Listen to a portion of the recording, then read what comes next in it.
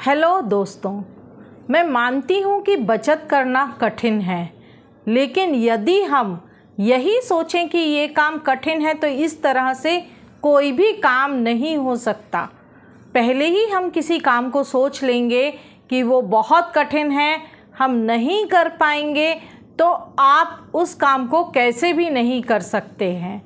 यदि आप पहले ही सोच लेंगे कि हमारा खर्चा हमारी तनख्वाह में पूरा नहीं पड़ता है, हम बचत नहीं कर पाएंगे, हम कितनी भी कोशिश कर लें हम पैसे नहीं बचा सकते, तो आप पैसे नहीं बचा सकते हैं। कोशिश करके भी देख लीजिए, अगर आपका माइंडसेट पहले ही है तो आप नहीं कर पाएंगे। कोई भी काम होने दीजिए, मैं सिर्फ यहाँ पैसे बचाने की बात नहीं कर रही हूँ।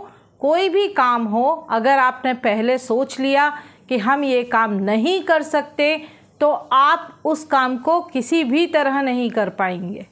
इसलिए मैं सबसे पहले आपको यही बोलती हूँ कि अगर बचत करना है तो उसके लिए पहले आपको अपने माइंड को सेट करना होगा, उसके लिए प्लानिंग करनी होगी। बिना प्लानिंग के कोई काम नहीं होता। तो आज का वीडियो मनी सेविंग प्लानिंग के ऊपर ही है। चलिए आज का वीडियो शुरू करते हैं। नमस्कार दोस्तों, मेरा नाम शिखा है और आप देख रहे हैं शिखा टिप्स एंड व्लॉग्स चैनल। अगर हम फेस्टिवल की तैयारी भी करते हैं तो उसके लिए हमारा सारा परिवार एक साथ बैठकर प्लानिंग करता है, किस तरह से फेस्टिवल में सेलिब्रेशन करना है, नए कपड़े लाने हैं, कहाँ से कपड़े लाने हैं, कहाँ से पूजा का सामान लाना है, किसके साथ मार्केट जाना है, किसकी कब छुट्टी होगी, छुट्टी के हिसाब से हम मार्केट जाएंगे और सामान की लिस्ट बनाते हैं। तब हम जा कर के फेस्टिवल को अच्छी तरह सेलिब्रेट कर पाते हैं। बिना प्लानिंग के कुछ भी नहीं होता है, चाहे वो एक छोटे से छोटा काम हो या फिर कोई बहुत बड़ा काम हो।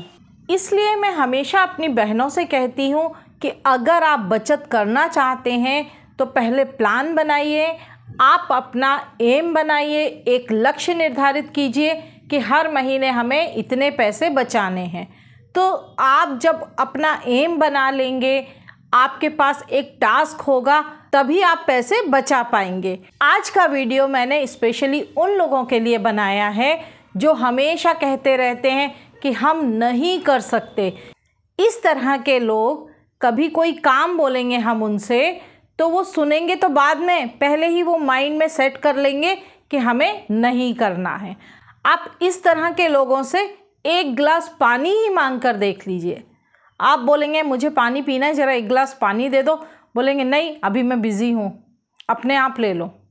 फैमिली के पर्टिकुलर किसी मेंबर की बात नहीं कर रही हूँ, जिसके दिमाग में पहले ही ना रहता है वो कभी आगे बढ़ ही नहीं सकता। इसलिए मैं हमेशा बोलती हूँ कि पॉजिटिव माइंड रख कर के काम कीजिए। अगर आपका माइंड पॉजिटिव सोचता है, आप किसी भी काम को एक बार हाथ में लेते हैं तो उसको पूरा करके छोड़ते हैं, तो ही आप सेविंग कर पाएंगे। वरना आप जो पैसा सेव कर भी रहे हैं किसी तरह से जैसे तैसे करके उसको भी खर्च कर देंगे। आप समझ नहीं सकते हैं, ये हम जो छोटी छोटी बचत करके पैसा बचाते हैं, ये भविष्य में हमें कितना काम आ सकता है। आप माने या ना माने, इस छोटी छोटी बचत से कई लोगों ने अपने बच्चों की पढ़ाई तक पूरी करवाई है। मैं आपको एक किस्सा सुनाती हूँ। हमारे पड़ोस में एक फैमिली रहती है, उस फैमिली में हस्बैंड वाइफ और 2 बच्चे हैं।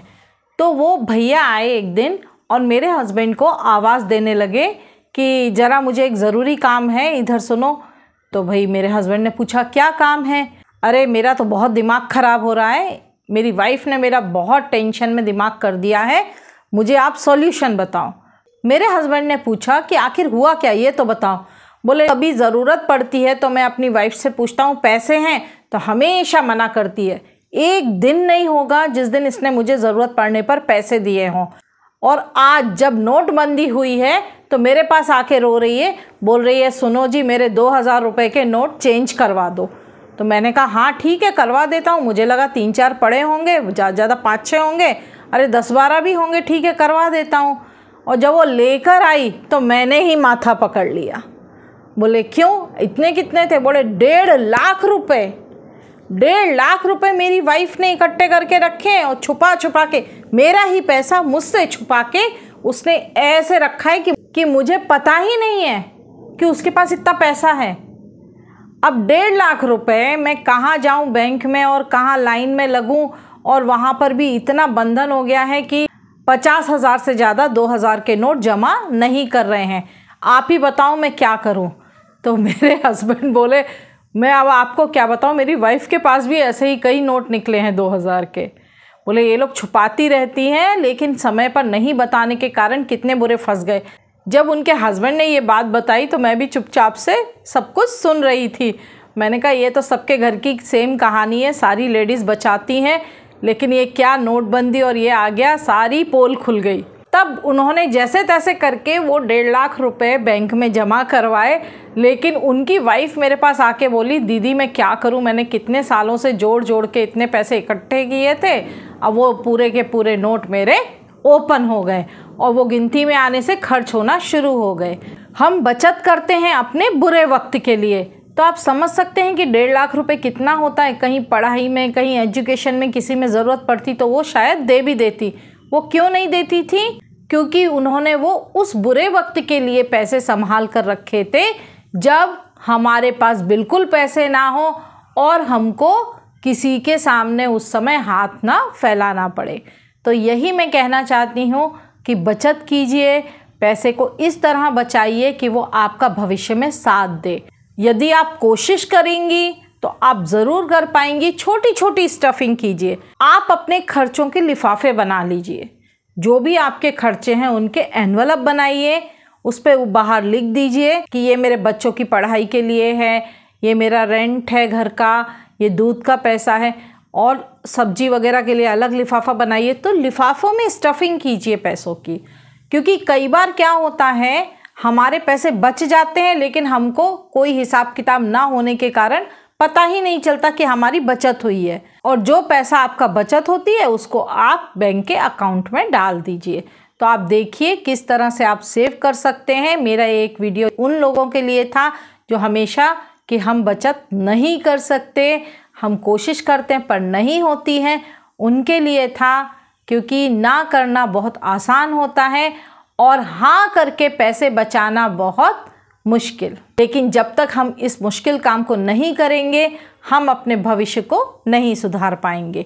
मैं यहाँ बहुत बड़ी बचत करने की बात नहीं कर रही हूँ, मैं छोटी छोटी उन बचत की बात कर रही हूँ जो कि हम घर के खर्चों में से बचाते हैं। आशा करती हूँ ये छोटा सा वीडियो आपको ज़रूर पसंद आया होगा। अगर आपको पसंद आया हो तो प्लीज़ वीडियो को लाइक कीजिए, अपने दोस्तों को शेयर कीजिए और प्लीज़ मेरे चैनल को सब्सक्राइब कीजिए। और हाँ, बेल आइकन का बटन दबाना मत भूलिए, जिससे मेरे नए नए वीडियोस के नोटिफिकेशंस आपको मिलते रहेंगे। धन्यवाद।